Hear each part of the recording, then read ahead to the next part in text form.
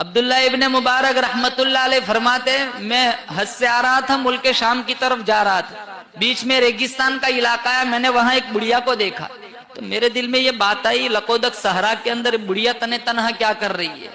تو میں نے کہا السلام علیکم، تو اس نے قرآن سے جواب دیا سلام قولا من رب الرحیم۔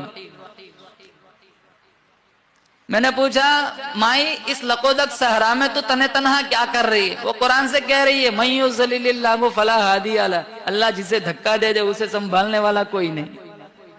میں سمجھ گیا یہ اپنے قافلے سے بچھڑی ہوئی ہے۔ میں نے کہا کتنے دن ہو گئے؟ وہ قرآن سے کہہ رہی ہے ثلاث لیال سویہ، 3 راتیں ہو گئی میں قافلے سے بچھڑ چکی ہوں۔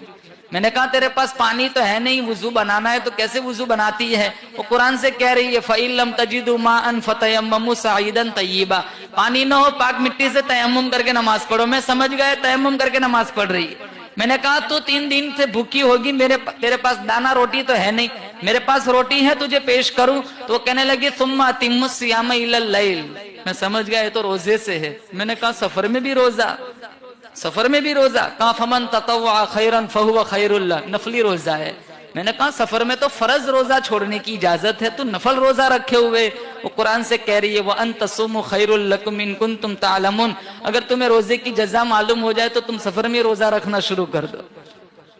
میں جو بولوں وہ پلٹ کے قرآن سے جواب دیتی ہے۔ میں نے کہا اپنی زبان میں جواب کیوں نہیں دیتی؟ میں جو کہتا ہوں قرآن جواب دیتی ہے۔ اس نے ایک ایسا خوبصورت اتنی خوبصورت آیت پڑھی، اگر میں آج سوچوں ہمارے گھروں کا حال دیکھو تو ہمیں اتنی شرم آئے کہ ہمارا وجود شرمندگی میں ڈوب جائے۔ وہ کہنے لگی ما یلفظ من قول الا لدیہ رقیب عتید، میں جو بولوں گی فرشتہ لکھ لے گا، میرا ایمان اجازت نہیں دیتا میرے نامہ اعمال میں قرآن کے علاوہ اور کچھ لکھا جائے۔ کہا تو کہاں سے آئی ہے، کہاں جانا ہے؟ کہا سبحان الذی اسری بعبدہ لیلا من المسجد الحرام الى المسجد الاقصى۔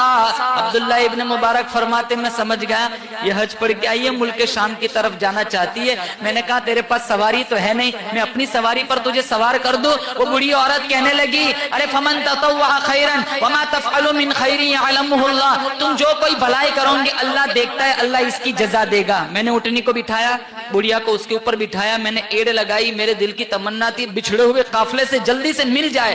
میں نے ہنکانا شروع کیا۔ اس زمانے کا دستور تھا جب اونٹنیوں کو تیز ہنکانا ہوتا تو یہ لوگ اشعار گنگناتے جس سے اونٹنی تیز بھاگتی تھی، تو میں نے اشعار گنگنانے شروع کیے تو وہ عورت کہنے لگی فقرؤوا ما تیسر من القرآن، اشعار کیوں پڑھتے ہو؟ قرآن نہیں جانتے؟ قرآن پڑھو۔ میں نے قرآن پڑھنا شروع کیا، میں چلتا رہا، پانی والا علاقہ ہے